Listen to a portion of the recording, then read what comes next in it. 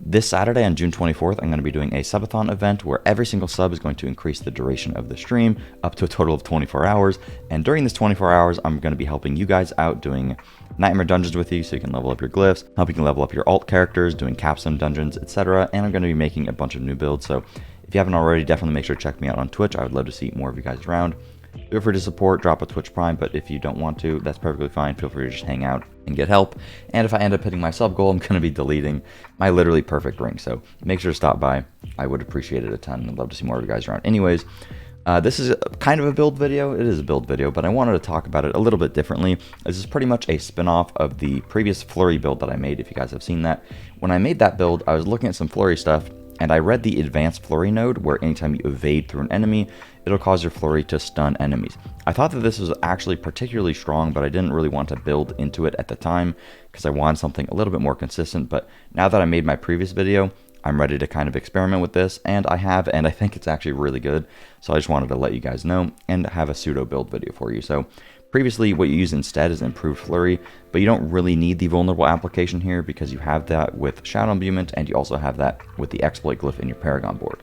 Advanced Flurry is pretty much anytime you just evade, so anytime you dodge through an enemy using your spacebar or whatever, you're going to cause your next Flurry to stun everything, and because Flurry is an AoE spell, you just press spacebar, press Flurry, and then everything around you gets stunned. Stunned is unbelievably powerful because it renders the enemies completely useless. They just sit there and they can't do anything about it. And the duration on it is like 3 seconds, so you can easily pretty much just nuke everything in that amount of time. And what you can also do is, because Flurry's range is pretty small, you can pair it with aspect of Shared Misery here, where anytime you hit a crowd control, there's a chance for it to spread. So if you stun a group of enemies, but then you're still chipping one of them off, but then more enemies start trickling in, that stun is also going to spread.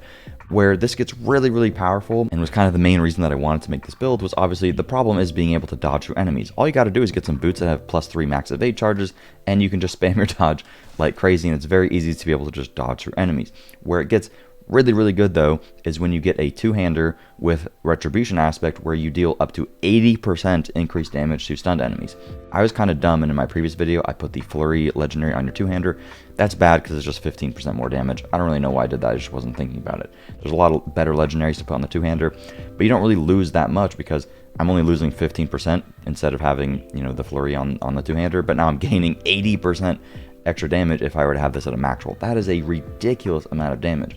Flurry's biggest problem is that relative to Twisting Blades, the damage is really low. So getting a guaranteed CC application in the form of a stun, not having to use Penitent Greaves anymore because you instantly stun everything and you get the max evade charge boots, it just really feels nice, and you just do crazy amounts of damage. And I got some other legendary stuff that I'll talk about, but real quickly, I just want to show you guys the stun in practice. So I got a little group of mobs here, so all I have to do is just dodge through them, and then right click, and then boom. As you can see, literally everything gets stunned, and they're stunned for a crazy long time too. Like, I literally just sat there and didn't attack them, right? And everything just gets annihilated by Shadow Imbuement because I'm doing 80% increased damage to them, right? So, boom, that's up, and you can see they're just stunned. And what's also really nice, sorry, my cat was sleeping on me, but he doesn't like when I record videos because I get loud.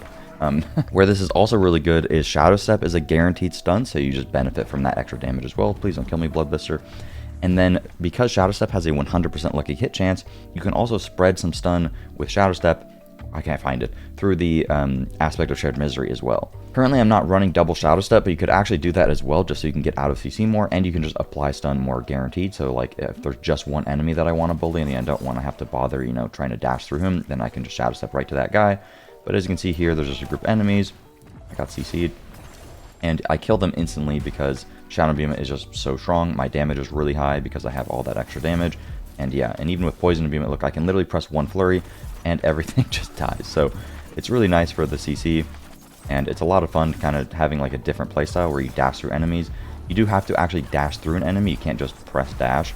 So if I were to just dash next to this guy, it's not going to work. I need to dash through him, but you just have to be able to play with it differently, and it's pretty easy. Here, I'll just show you guys a little bit of gameplay, but the build is pretty much exactly just like my previous one. But I swapped around the Paragon board, and I did swap around the legendaries because honestly, my legendary decisions were kind of stupid in the previous video. So if you're using the previous Flurry build and you want to just make it better, I would recommend doing this. You don't have to do the stun stuff, but it definitely helps and makes you do way more damage. Again, the entirety of the build will be over on the website, so make sure to check that out. Now I'll just briefly go over the skills and everything. I don't want to waste too much of your guys' time. Drop a like, subscribe. I realize that 88% of you guys aren't subscribed. that hurts my heart, man. So I'm making videos every day, dude. Come on, man. Hook me up. All right. Shameless plugs aside, let's talk about the skills really quickly. So Puncture, we need that for the vulnerable application on single target. Flurry, because it's a Flurry build. Obviously, if you want a Twisting Blades build, don't use this, but Flurry is the only thing that's going to do this stun for us, which is really nice. Shadow Step for the stun, the movement, the crit. Dash for the movement, the crit, the slow. That's really good. And then I go for Shadow Imbuement and Poison Imbuement. A lot of people really like Cold Imbuement. Personally, I'm not a big fan, and I think having this just stun is more consistent than this.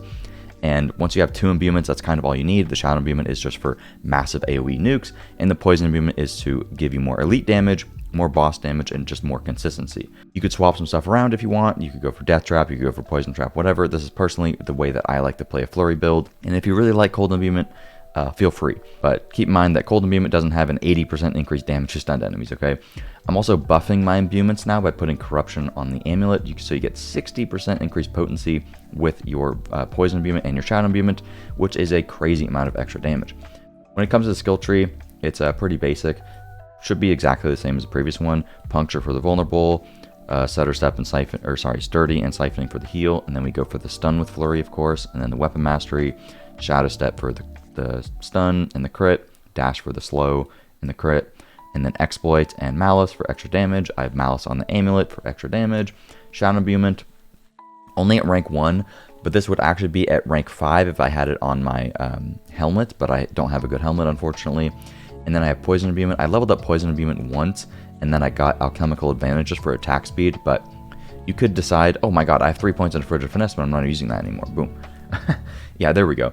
I was going to say, you could get Debilitating Toxins so enemies deal less damage to you, and that's really nice. Or you could just do more poisoning damage. You could level up the Poison Imbuement, you could level up the Shadow Imbuement. You have like 3 to 4 points to kind of just play around whatever you want with.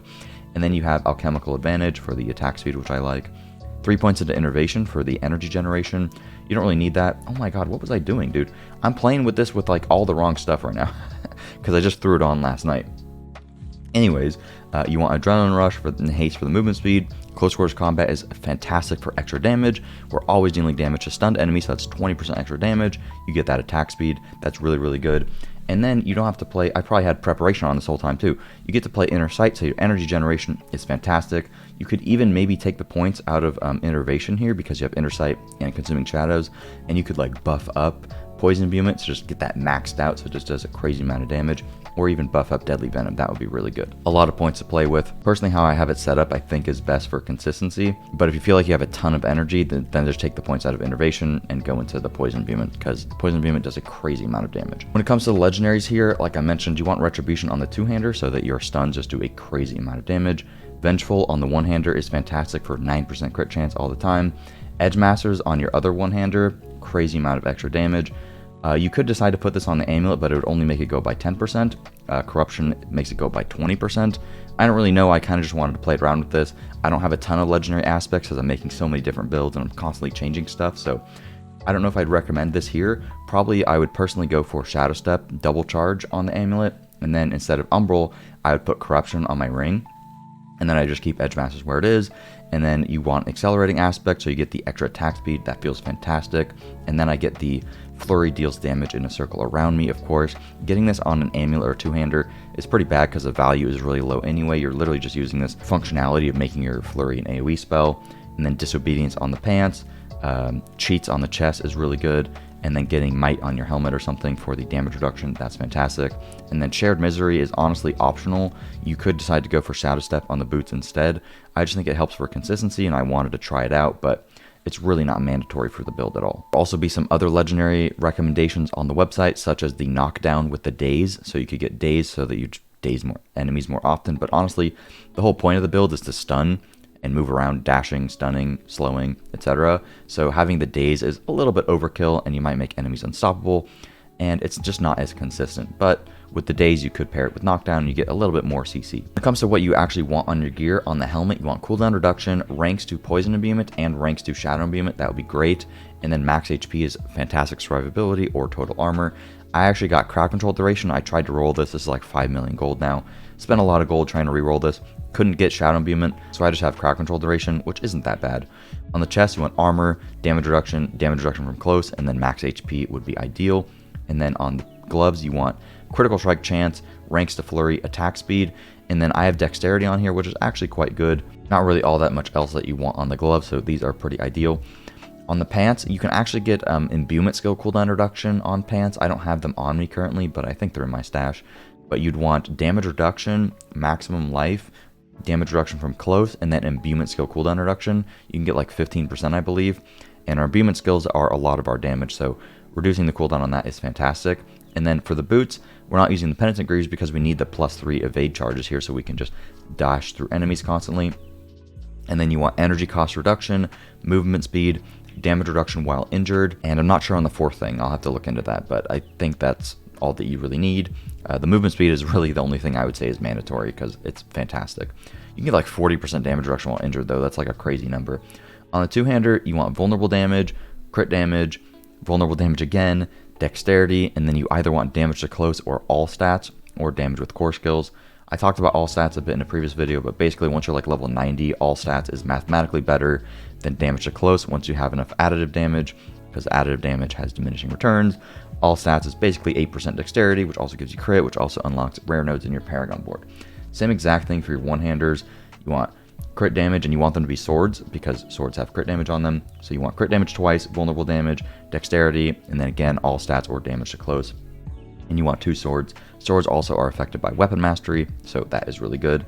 And then in your ring, I have Umbral, but this literally doesn't really help me with the build, so you don't want Umbral. Keep that in mind. But this is a perfect ring that I might delete if we hit our sub goal on Twitch, so help me delete that if you want to see me suffer. But this is exactly perfect. Vulnerable damage, crit chance. Crit chance is very important on the ring. At least get crit chance and vulnerable damage. And then the max HP is great for survivability. But instead of the max HP, you could get like imbuement skill crit is okay. Not really. I wouldn't go for imbuement skill crit. I go for damage to close or like damage to crowd control. And then on the amulet here, I quite like mine, but it's missing some offense stuff. But ranks to malice is great because we have damage to vulnerable enemies. Or you could get ranks to weapon mastery. Exploit is okay, but it's not as good as malice or weapon mastery. You can also get ranks to imbuement skills instead of total armor here, and that would just buff up your shadow imbuement and poison imbuement, so you just do extra damage. Damage reduction is really good because rogues are squishy, and cooldown reduction is probably the second most important thing, just so you have more uptime on all of your skills, because we don't have cooldown reduction with twisting blades, so getting that cooldown reduction is really nice. When it comes to the Paragon board, I redid the entire thing for my twisting blades build, and it should be exactly the same for this build because I'm just going for raw damage and a lot of survivability. I'll quickly go over things. You want closer in the first glyph for the damage and the damage reduction. In the second glyph, you want exploit weakness, so you just get a lot of damage. There's a bunch of vulnerable damage in here, damage reduction while vulnerable. And then there is crit damage with core skills. It's fantastic, but if you're just leveling up, you actually want this board to be, instead of exploit weakness, you want it to be the no witness board, and then you put an exploit so that you get the guaranteed vulnerable application. This build will suck without guaranteed vulnerable, so if you're not level 100, you pretty much just put this board down here. Again, it's on the website. And then I just got all the intellect here, and there's a ton of vulnerable damage, which is just really, really good. And the damage reduction from vulnerable is fantastic. And then I got a bunch of damage to crowd controlled. So anytime you jump in a group of mobs, you're going to instantly stun like 10 guys, right? So you instantly get cheap shot fully, and then everything is affected by crowd control, so you get all of this damage crowd controlled, and then we get control, and control gives us 20% increased damage to stunned enemies, so that's a lot of extra damage too, and then we get 100% damage crowd controlled just with that glyph, so that's fantastic. But you have to play the build very particularly. If you're not stunning enemies, you're doing no damage, right? Because we're building into it heavily. And then in this next board, if I had all stats, this rare node would be activated, but you get a ton of damage all around here, and then you get turf for extra damage and damage reduction, ton more damage up here, crit damage, damage to elites, all this is really good. And then instead of getting no witness, we don't have an ultimate skill, right? So we're just buffing up our exploit, and we're just getting all the strength here, and there's a decent amount of damage here as well with crit and damage to healthy, etc. That's pretty much it for the build. Hopefully you guys learned something and you have a good time with this. I think this really helps Flurry. You do lose some damage in single target, but if you make sure to buff up your poison imbuement, your single target should be okay. That's the main downside of Flurry, but the benefit is that you get a lot of AoE damage, you get the guaranteed stun, and you get a lot of healing with Flurry too compared to Twisting Blades. I'm hoping that they buff Flurry in the future because its damage potential is a lot lower than Twisting Blades is, so I'm hoping that they buff it a little bit to bring it more in line with Twisting Blades. But honestly, in AoE, it's perfectly fine, especially with Shadow Beam. You just nuke everything. The problem really lies where when you're doing bosses, you just don't have the single target damage, but bosses are like 1% of the game, so it's really not that big of a deal. I hope you guys enjoyed the build, and if you did, please ensure to drop a like and subscribe for videos similar to this one, and check me out on Twitch on the 24th. Have a good one, guys.